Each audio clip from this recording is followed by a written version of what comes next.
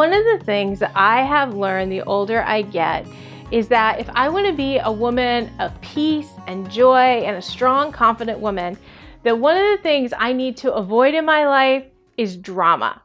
Because here's the thing, although drama may be the thing that teenage girls thrive on, for those of us who are older and more mature, it just drains our peace, it drains our energy, it takes up too much of our time, and we end up walking away depleted and having nothing to show back for our efforts. So the older I get, the more I have been determining in my heart that when it comes to drama, I just want to kind of put the brakes on it and say, I don't want that in my life. Now, please understand that I'm not talking about trauma. I will be there for anyone who's going through a legitimately difficult time, whether it be physical or relational, or if you're really going through something, then we need to be there for each other. But as women, we all kind of know that there are lots of women out there who just want to make a mountain out of a molehill for everything. And everything becomes dramatic and over the top and just creates chaos wherever they go. And the truth is that I decided a few years back, you know what? When I get an invitation to that party, I just want to decline. I don't want to attend because I just don't want it stealing my peace and my energy in life.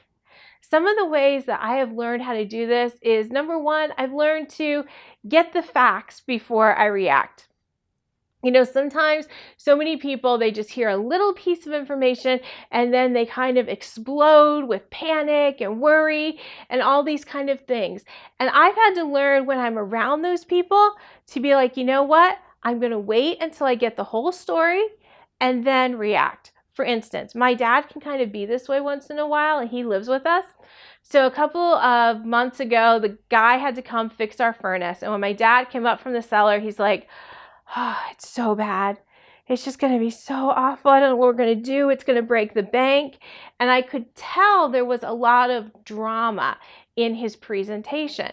So I made the personal choice that, you know what? I'm going to wait and I'm going to get the facts, find out what's really wrong, see the bill, and then I'll react. Turned out the bill was $150.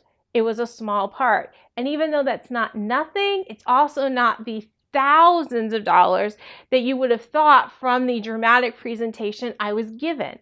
And over in life, I'm learning that if we get the facts before we react, we save ourselves so much energy and stress.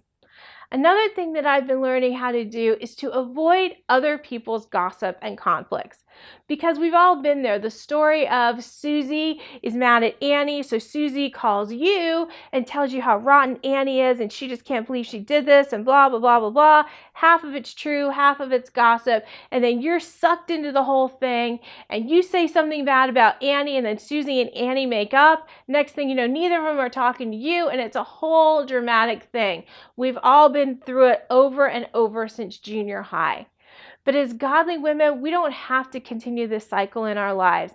Instead, we can pray when someone comes to us, offer to pray with them, offer to direct them back to the Bible, and tell them to go settle their conflict in a biblical fashion. Because the truth is, we don't need to be involved in everybody's conflict in our lives.